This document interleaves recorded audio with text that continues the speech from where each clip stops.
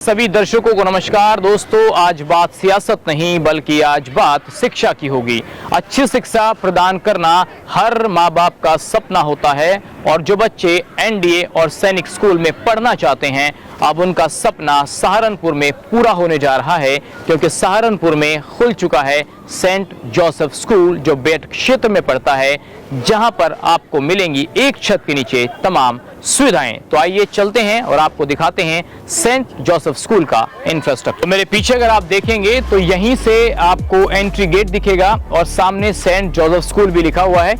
यहीं से एंट्री होगी और मेरे दोनों तरफ लेफ्ट और राइट यहाँ पर स्पोर्ट्स एक्टिविटीज के लिए बहुत शानदार व्यवस्थाएं की गई हैं। और अभी आपको मैं इंफ्रास्ट्रक्चर भी दिखाऊंगा कि आखिर किस तरीके से इसको पूरा डेवलप किया गया है। तो आइए अब आपको मिलवाने जा रहे हैं बोर्डिंग हेड अजय सोलंकी जी से, जो बताएंगे कि आखिर स्कूल में बोर्डिंग की क्या सुविधाएं हैं और इंफ्रास्ट्रक्चर को लेकर किस तरीके का मैनेजमेंट यहाँ पे रखा गया। सर, बहुत स्वागत है आपका। जय हिंद। कैसे हैं आप? मैं बहुत अच्छा हूँ, आप कैसे? मैं बहुत बढ़िया। तो सर आइए चलते हैं, स्कूल का भ्रमण करते हैं और दिखाते हैं अपने दर्शकों को क्या कुछ नया है यहाँ पर। बिल्कुल सर। सर, स्कूल में नॉर्मली आप सारे स्कूलों को जैसे अगर अध्ययन करें तो इस क्षेत्र में ये अपनी तरह का पहला स्कूल है जिसके अंदर इतनी सारी चीजें हम बच्चों के लिए लेके आ रहे हैं। उसमें सबसे इम्पोर्टेंट हमने जो ध्यान रखा गया है, पढ़ाई के साथ साथ बच्चों के ओवरऑल डेवलपमेंट, उनका पर्सनैलिटी डेवलपमेंट, और साथ ही जिन बच्चों को खास तौर से जिनको डिफेंस में रुचि है उनका ओवरऑल, ताकि हमारे बच्चे दूसरी जगह जाके ट्रेनिंग या कोचिंग सेंटर को ना दें। देखिए सोलंकी जी, बहुत बड़ा सवाल ये है कि स्कूल तो बहुत सारे हैं, लेकिन सिर्फ शिक्षा के अलावा कि भाई 9 से 2 इसके अलावा कोई सोशल एक्टिविटीज नहीं है, फिजिकल एक्टिविटीज नहीं है, मेंटल एक्टिविटीज नहीं है बच्चों की। वो जाते हैं और घर में घुस जाते हैं फोन और टीवी में। तो जब मैंने यहाँ देखा है कि इसके अलावा बहुत चीजें करा रहे हैं, तो क्या हम शुरुआत स्पोर्ट्स से कर सकते हैं?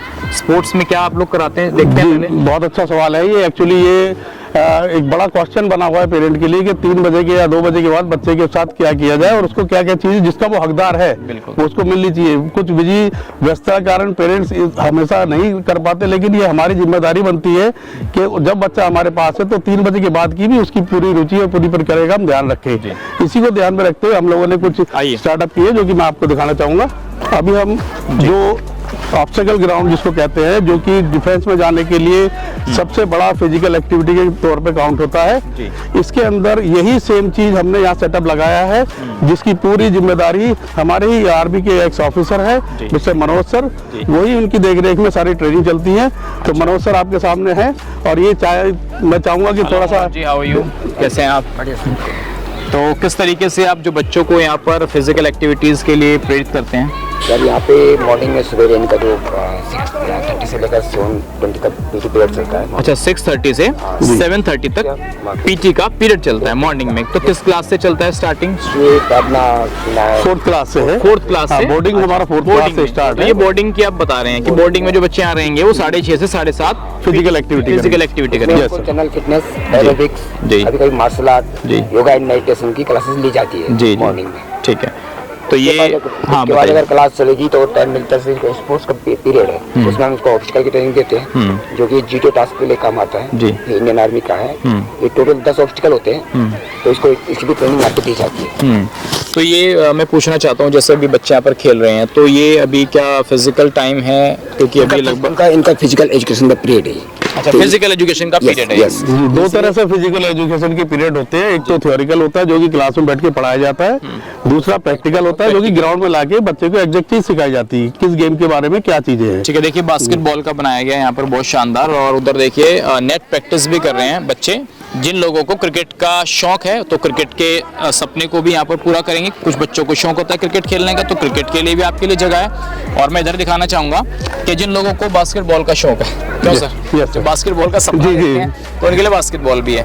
इसके अलावा रनिंग वगैरह के लिए ग्राउंड, जी ट्रैक हमारा दूसरे ग्राउंड में मैं लेके चलूंगा। ये ऑब्स्टेकल के 10 पॉइंट्स हैं पूरे जो बने हुए। ठीक है, इसमें इनकी ट्रेनिंग चलती है बच्चों की, और ये ट्रेनिंग पूरी सेफ्टी के साथ कराई जाती है। बच्चों का ध्यान रखा जाता है कि किसी को कोई इंजरी के चांसेस ना रहे। सर के सुपरविजन में बहुत अच्छे से बच्चे कुशलता पूर्वक ये कर पाते हैं। साथ में हम लोग भी फर्स्ट एड वगैरह हर समय रेडी रहता है कि हर तरह से बच्चों का रख रखाव के और सुरक्षा का इंतजाम किए गए हैं स्कूल की तरफ से। ठीक है, ये देखते हैं सर दूसरा ग्राउंड ना। और अब आपको लेकर चलते हैं मल्टी स्पोर्ट्स ग्राउंड में, जहाँ पर फुटबॉल, क्रिकेट और तमाम जो एक्टिविटीज हैं सोशल, वो आप कर सकते हैं स्पोर्ट्स की। और देखिए बच्चे भी यहाँ पर खेलते मुझे नजर आ रहे हैं। और बच्चों की एक्टिविटीज अगर आप देखेंगे तो सर इसके बारे में आप क्या कहेंगे, जो ये ग्राउंड है जी, ये क्या विशेषताएं हैं? ये हमारा जो हमने स्पेशली इसके साइज के ऊपर विशेष ध्यान दिया है जी, क्योंकि नॉर्मली अगर बच्चा हमारा फुटबॉल खेल रहा है तो उसे पूरे ग्राउंड में ही हम ट्रेनिंग दी जाए, जो कि उसको आगे जो नेशनल इंटरनेशनल चैंपियनशिप में काम आए। तो इस वजह से हर चीज का हम मेजरमेंट का बहुत ध्यान रखा गया। स्कूल में काफी बड़ा कैंपस है जिसकी वजह से हम ये सब कर पा रहे हैं। सारी सुविधाएं हैं बच्चों की सुरक्षा को लेके भी, बच्चों की टेक्निकल एबिलिटी को लेके।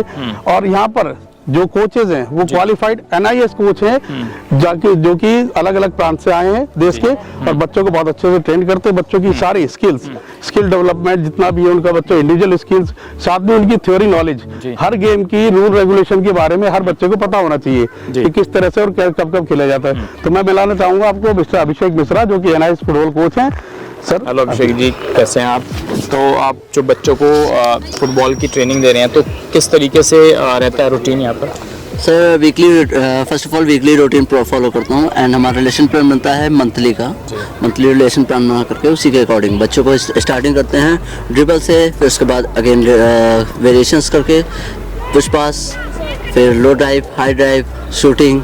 तो इससे बच्चों का जो इंटरेस्ट होता है कि फुटबॉल में जिनका इंटरेस्ट है वही, या सबको ही एक तरह से कोचिंग देते हैं, इंटरेस्ट के हिसाब से देते हैं? मैं सभी बच्चों को करवाता हूँ इस फुटबॉल, क्योंकि बच्चे जब तक खेलेंगे नहीं तब तक सीखेंगे नहीं, और जब तक सीखेंगे नहीं तब तक उनको फुटबॉल आएगा नहीं। शुरुआत में सर एक्चुअली ये जो सारे बच्चे हैं उनको एक साथ इसलिए डाला जाता है कि बच्चों की एक जो फिजिकल फिटनेस मेन है जो उसकी, वो एक साथ कंप्लीट हो। उसके बाद उनकी जो चॉइस है वो हमारी एक टीम होती है जो कि ऑब्जर्वेशन में रहती है बच्चों को। कि अभी सपोज अभी लेटेस्ट हमारा एक बच्चा जो कि नेशनल के लिए सेलेक्ट हुआ है, मिस्टर तरुण, वो बच्चा हमारा अभी IKF के लिए सिलेक्शन होकर आया है और अभी वो कैंप के लिए मुंबई नेशनल खेलने के लिए जाएगा भी। ये सब उसी के पार्ट है, क्योंकि यहाँ हम एक तरह से बच्चों के ऑब्जर्वेशन के साथ साथ बच्चों को पता कर लेते हैं कि उसकी बॉडी लैंग्वेज के साथ वो बच्चा किस गेम में बेटर रहेगा। और यही हम पेरेंट्स से भी फिर डिस्कस करते हैं कि आपके बच्चे को हम इस चीज की ज्यादा ट्रेनिंग देना चाहेंगे, तो जिस वजह से उस बच्चे का फिर उस टीम में सिलेक्शन हो जाता है। देखिए यहाँ पर बच्चे भी हैं, ये उनसे बात कर लेते हैं। क्या नाम है आपका? अच्छा, आप बताइए। मोहम्मद फैज। मोहम्मद फैज। तो फैज, कैसा लगता है आपको जब आप फुटबॉल खेलते हैं? इंटरेस्ट आपका फुटबॉल में है, क्रिकेट में है? फुटबॉल में जी। तो कैसा है यहाँ पर जो खेलने का पूरा सिस्टम बनाया गया? बहुत अच्छा है, वेरी गुड। यहाँ पर ग्राउंड वगैरह सब कुछ अच्छे हैं, टीममेट्स भी टीम कोऑर्डिनेशन से खेलती है और कोच भी अच्छे हैं। खुद भी नेशनल खेला है बच्चा हमारा। अच्छा, नेशनल खेला है? ट्रायल में वो भी जाके आया है। अच्छा, अरे वाह, बहुत शुभकामनाएं आपको। आपका क्या नाम है? अनंत। तो अनंत, आपको क्या लगता है जब आप क्रिकेट में आते हैं इसमें या फुटबॉल में आते हैं जो ग्राउंड पर खेलने के लिए मल्टी एक्टिविटीज में, कैसा लग रहा है आपको? सर बहुत अच्छा लगता है। बहुत अच्छे हैं यहाँ पर।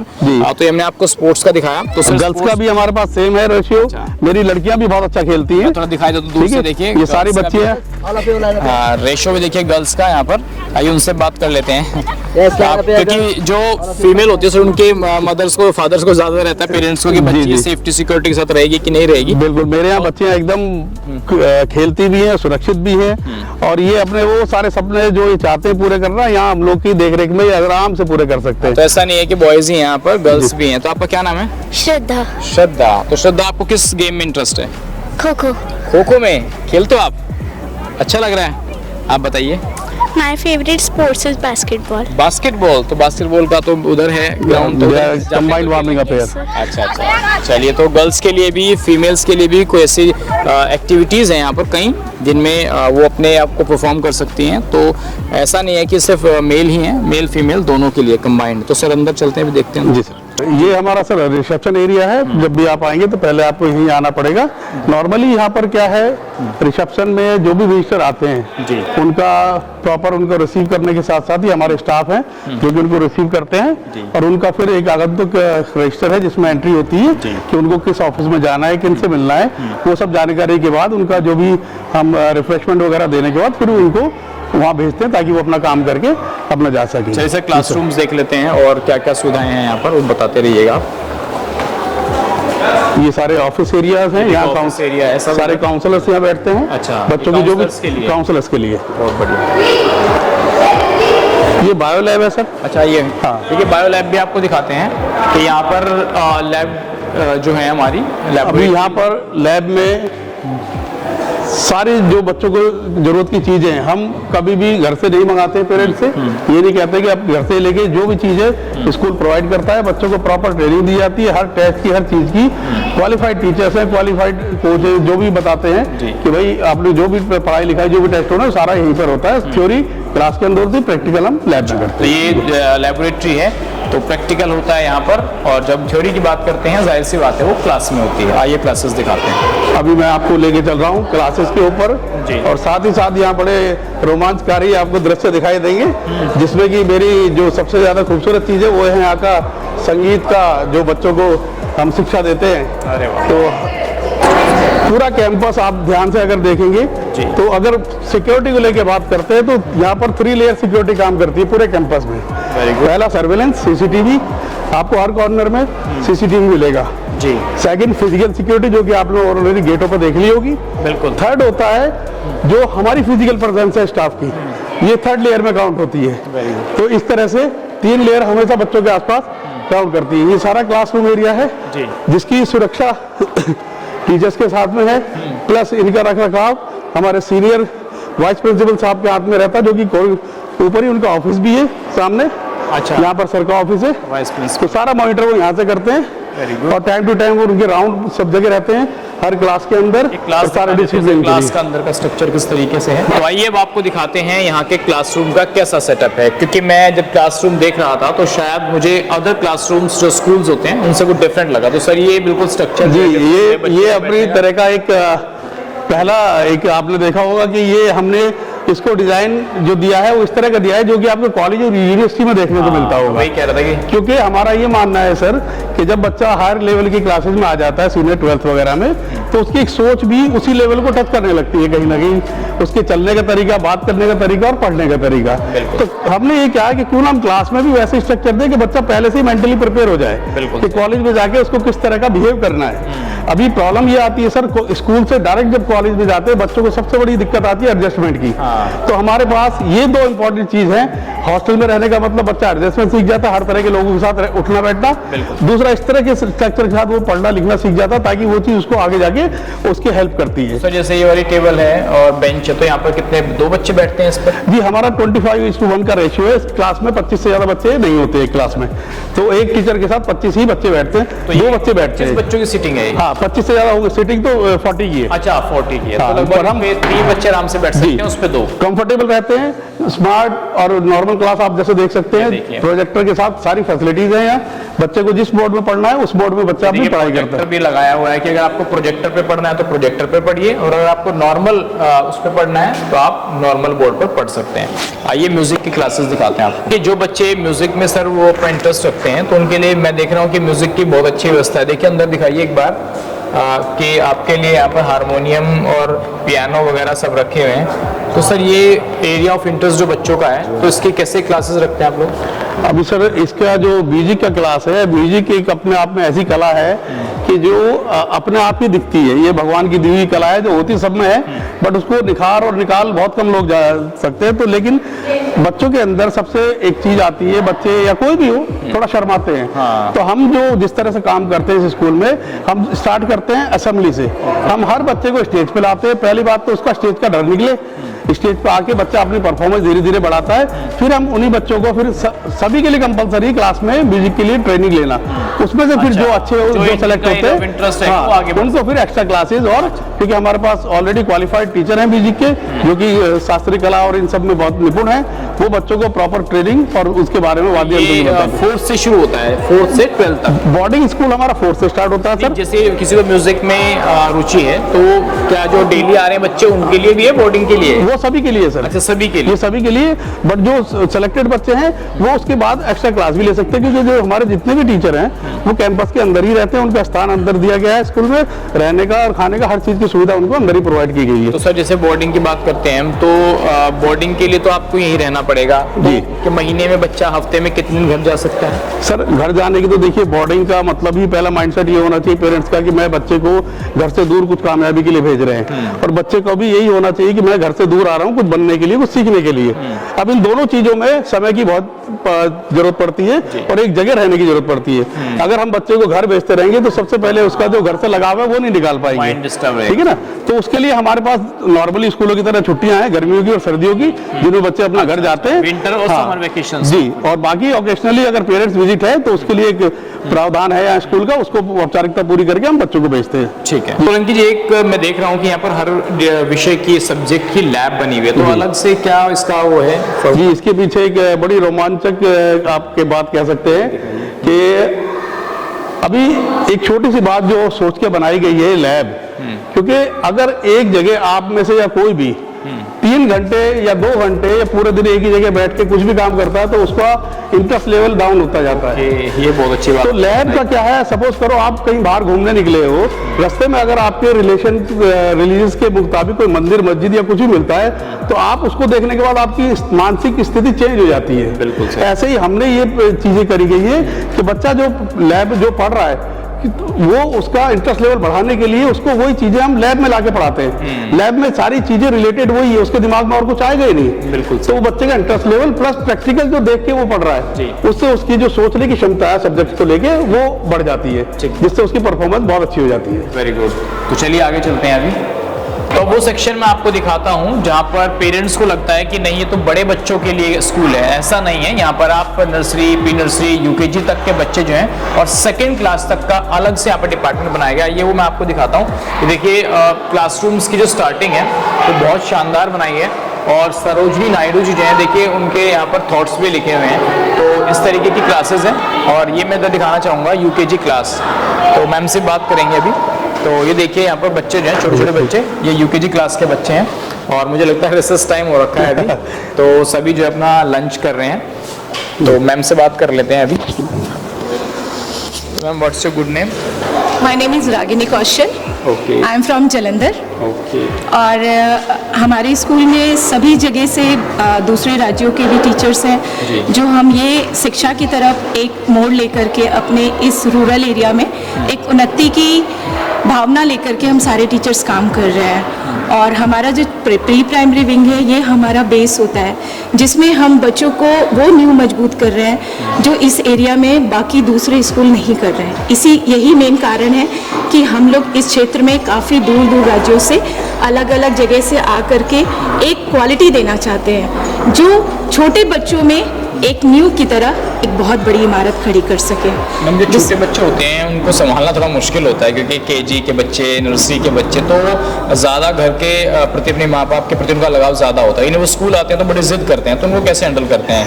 हम लोगों ने इस तरह से कैरिकुलम बना रखा है जिसमें बच्चों को पढ़ाई के साथ साथ एक्टिविटी के माध्यम से उन लोगों को इस तरीके से पढ़ाई देते हैं ताकि वो उसको अंडरस्टैंड करें और वो हंसते गाते पूरा दिन अपना सीखने में इस तरह से लीन हो जाए कि वो अपने घर को या घर के मेंबर्स को कभी याद ना करें और इस तरीके से अपने जो भी कैरिकुलम है उसको डे बाय डे अपनी हैबिट में रख करके वो घर जा करके वो बता सके। बच्चों को भी स्पोर्ट्स एक्टिविटीज कराते हैं? हाँ जी, हाँ जी, बिल्कुल बिल्कुल। इनका डांस, म्यूजिक, स्पोर्ट्स सारी चीजें चलती ये है। देखिए यहाँ पर पूरा जो है ये अलग से सेक्शन बनाया गया है। मैं आपको एक आधी क्लास और दिखा देता हूँ। ये इंफर्मरी मेडिकल इमरजेंसी के लिए। अच्छा, तो देखिए मेडिकल इमरजेंसी के लिए भी यहाँ पर पूरी व्यवस्था बनाई गई है। देखिए बेड्स वगैरह लगाए गए हैं, तो कोई किसी तरीके की कई बार मेडिकल इमरजेंसी आती है और बच्चों को 1-2 घंटा जो है सर मुझे लगता है कि थोड़ा आराम कराने के लिए सलाह दी जाती है। अगर कोई बच्चा अगर स्कूल टाइम में कोई इंजरी हो जाती है या कुछ रेस्ट की जरूरत है, मान लिया फीवर हो गया, मेडिसिन की बात रहती है, तो उसके लिए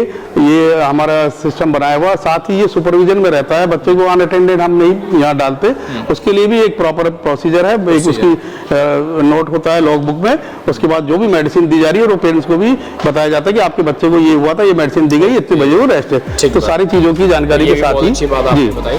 नर्सरी, ये नर्सरी का है। What is your good name? क्या नाम है आपका? सत्यम बाबू। सत्यम बाबू। अच्छा, कैसा लग रहा है आपको स्कूल में? अच्छा लग रहा है? अरे वाह, वेरी गुड। ये देखिए सब बच्चे जो हैं साथ में लंच कर रहे हैं, तो ये बहुत अच्छी बात है कि पेरेंट्स को घर में सर सिखाया जाता है कि साथ बैठ के खाना खाइए। यहाँ बच्चे हमारे टीचर्स खुद अपने हाथों से देखिए, जैसा कि आप देख सकते हैं, खिलाते हैं। मैम खुद अपने हाथ से और बिल्कुल अपने बच्चों की तरह ही हमें लाड प्यार से रखते हैं। नहीं, बहुत अच्छी बात है। तो आइए चलते हैं सर। जी सर। तो इतनी तमाम चीजें हम आपको दिखा रहे हैं, तो आपके मन में ये होगा सर, कई बार सवाल ये उठ जाता है, जैसे अभी हमने यूकेजी नर्सरी के बच्चे दिखाए कि हमारे बच्चे स्कूल में आएंगे कैसे, ट्रांसपोर्ट की क्या सुविधाएं हैं, कौन कौन से शहरों में आप ट्रांसपोर्ट की सुविधाएं दे रहे हैं? जी हाँ, ये भी एक बड़ी समस्या रहती है। बहुत अभी स्कूल में बच्चों को भेजना तो हर कोई चाहता है, बट अभी सीधी सी बात है कि ले जाना लाना रोज छोड़ना कहीं ना कहीं पेरेंट्स के काम पे इफेक्ट करता है। तो इसलिए वो चाहते हैं कि ट्रांसपोर्ट की सुविधा उनके घर से लेके स्कूल तक रहे। हाँ। जी, तो हमारे पास जितने भी यहाँ क्षेत्र हैं उन सब के लिए बसेज की फैसिलिटी है। सहारनपुर में है, सहारनपुर में भी है, रुड़की में भी है, जितने भी आसपास के क्षेत्र हैं सब जगह हमारी बसेज आती हैं। लगभग 30 to 40 किलोमीटर की आप ट्रांसपोर्ट की सुविधाएं दे रहे हैं। बिल्कुल, बसेज भी हैं और हमारी वैन्स भी चलती हैं। जो छोटे एरिया जहाँ बस नहीं जा सकती वहाँ हमारी वैन जाती है, और सारे क्वालिफाइड ड्राइवर हैं जो कि बच्चों को हम घर से लाते हैं और स्कूल तक, और स्कूल से घर तक सेफ्टी के साथ लेके छोड़ के आते हैं। देखिए, इंदिरा गांधी के टाइम में जो सैम मानेकशॉ रहे हैं हमारे फॉर्मर आर्मी चीफ, उनके नाम से अलग से ब्लॉक भी बनाया गया है, क्योंकि यहाँ पर एनडीए, मिलिट्री, सैनिक स्कूल, तमाम सुविधाएं हैं। जो बच्चे अपना सपना देखते हैं इंडियन आर्मीज, एयरफोर्स में जाने के लिए, तो इसीलिए मैं आपको दिखा रहा हूँ कि सैम मानेकशॉ जो थे वो हमारे इंडियन आर्मी के चीफ रहे हैं इंदिरा गांधी के टाइम पे, तो उनका सर अलग से ब्लॉक बनाया गया है। जी, ये इसकी एक वजह ये है कि जब बच्चा इस तरह की चीजों की जगह पे आता है तो उसका एक ऑटोमेटिकली और आना उस क्षेत्र की तरफ बढ़ने लगता है। तो यहाँ बच्चा आके ऑटोमेटिकली, अभी हमारे पास सैनिक स्कूल भी जुड़ चुका है, हमारे पास विनिंग एज डिफेंस एकेडमी जुड़ चुका है जो कि हमारे कर्नल अमनदीप साहब के साथ है, डायरेक्टर सर के साथ, और सैनिक स्कूल की डायरेक्टर कैप्टन निशा मैम है जो कि यहीं कैंपस में रहते हैं, और रहते हुए बच्चों को हम तैयार कर रहे हैं सैनिक स्कूल के लिए भी और RIMS वगैरह के लिए भी ट्रेनिंग यहीं। इसीलिए हमने ये कैंपस इस तरह से बनाया कि बच्चे की सारी जरूरतें पढ़ाई से लेकर फिजिकल एक्टिविटी तक की हम यहीं रहते हुए पूरी कर सकें। ग्रीनरी बहुत अच्छी है यहाँ पर, आम के पेड़ है सर, और पूरी सब्जी वगैरह सब लगाई हुई है आप लोगों ने। पॉल्यूशन फ्री एरिया है। Pollution free area. हम बोर्डिंग स्कूल की बात करते हैं तो मेनली 4 हमारे ऐसे एंगल्स होते हैं जिन पे हमारा फोकस रहता है: एजुकेशन, फिजिकल एक्टिविटी, और बोर्डिंग स्कूल में जहाँ बच्चा रहेगा, और उसके फूड पर। तो पहले सर मैं आपको दिखाता हूँ कि यहाँ पर बच्चों के लिए रहने की कितनी शानदार व्यवस्था की है। देखिए, बेड्स हैं और इन पे बाकायदा नंबर्स भी पड़े हुए हैं, 65, 18।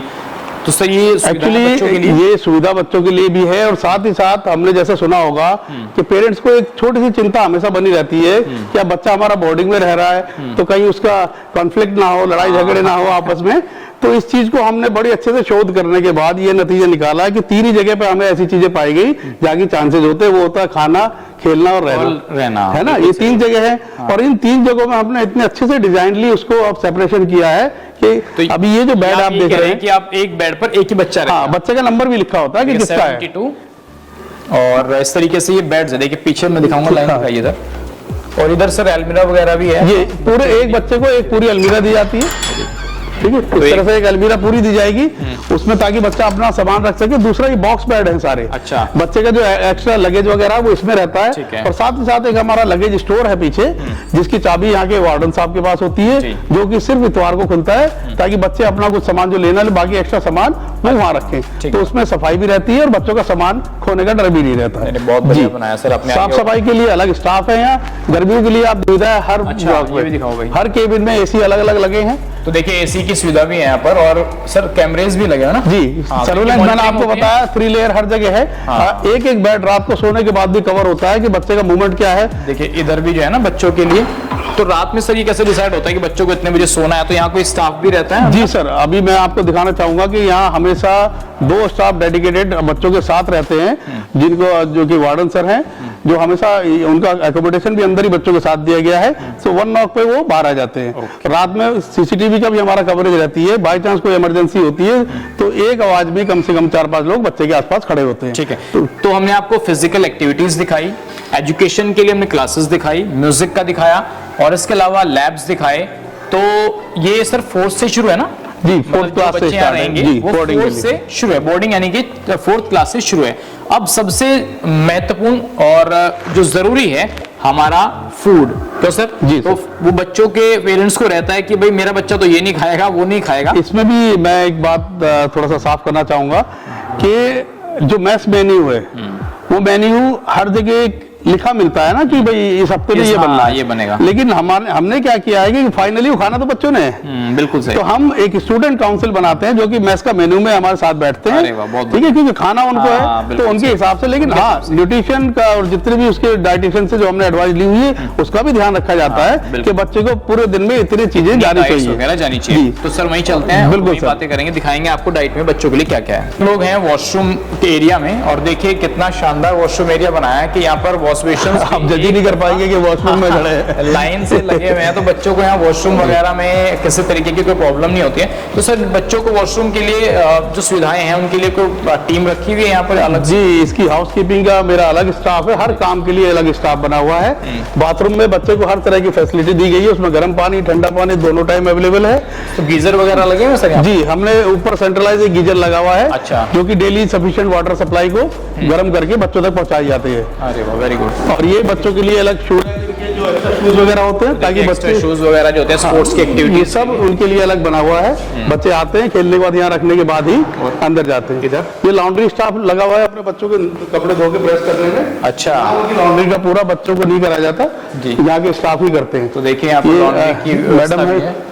तो ड्रेसेस वगैरह बच्चों की किस तरीके से यहाँ पर साफ सफाई रखनी है, तो प्रेस वगैरह सब होता है और उनके बेड पे रख दी जाती है। अच्छा। बच्चों के, ताकि सर ये वो कैसे डिसाइड होता है कि ड्रेसेस बच्चे की हैं? सर उसमें बोर्डिंग नंबर होते हैं बच्चे के ना, अच्छा। हर कपड़े पे बच्चों के नंबर होते हैं जी। तो उसके हिसाब से अभी सफाई के बाद ये शाम को स्कूल के बाद ये बच्चों के वहाँ रख दी जाएंगे बिस्तर पे, ताकि बच्चा अपने कपड़े धुले धुलाए ले सके। चल रहे हैं डाइनिंग हॉल की तरफ जहाँ बच्चे खाना खाते हैं। साथ ही साथ आप मेरे दाहिने साइड पे देख सकते हैं कि ये कैफेटेरिया है बच्चों के लिए, जहाँ पर ये लोग अपना दोस्तों के साथ बैठ के स्नैक्स वगैरह यूज करते हैं ब्रेक टाइम में, और उसके बाद अपनी क्लासेस ज्वाइन करते हैं। तो ये रास्ता आपको लेके चलेगा सीधा डाइनिंग हॉल। साथ ही साथ ये सारे स्टोर्स हैं इनके, जिसमें बच्चों की यूनिफॉर्म और स्टेशनरी वगैरह के स्टोर हैं, जो कि ये भी सुपरविजन में और हिसाब के हिसाब से दी जाती है। Very good. तो चलिए अभी डाइनिंग हॉल में चलते हैं और आपको दिखाते हैं कि बच्चों के लिए, जो बच्चे यहाँ रहते हैं, क्या मेन्यू किस तरीके का खाना उनके लिए बनाया जाता है। जी, अब हम आ चुके हैं बच्चों के डाइनिंग हॉल की तरफ, और ये मैं थोड़ा सा दिखाना चाहूंगा